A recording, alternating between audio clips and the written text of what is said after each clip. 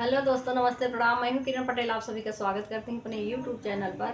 आज मैं एक कहरवा नाच गीत लेके आई हूं। कैसा लगेगा कमेंट में बताना। पसंद आए तो चैनल को सब्सक्राइब करना, शेयर करना, वीडियो को फुल वॉच करना। भारै पानिया न जाबैया मुना गहरी, भारै पानिया न जाबैया मुना गहरी।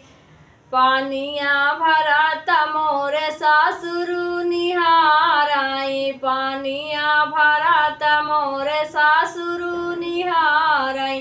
मारई गुलेलवा फुटाई गागरी, तार भी गई लहंगा ऊपर चुनरी, तार भी गई लहंगा ऊपर चुनरी। भारै पानिया न जाबैया मुना गहरी, भारै पानिया न जाबैया मुना गहरी।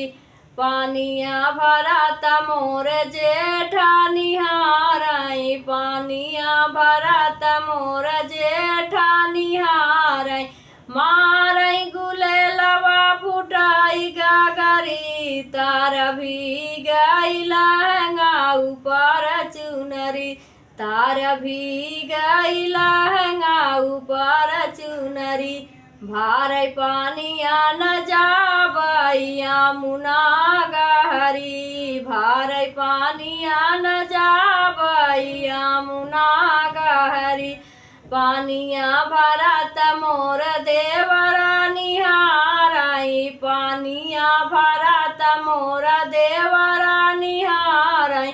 मारई गुलेलवा फुटाई गागरी, तार भी गई लहंगा ऊपर चुनरी, तार भी गई लहंगा ऊपर चुनरी।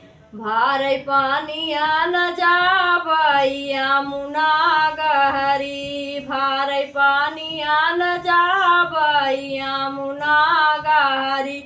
पानिया भरत मोर सैया निहाराई, पानिया भरत मोर सैया निहाराई। मारई गुलेलवा फुटाई गागरी, तार भी गई लहंगा ऊपर चुनरी, तार भी गई लहंगा ऊपर चुनरी। भारै पानिया न जाबैया मुना गहरी, भारै पानिया न जाबैया मुना गहरी।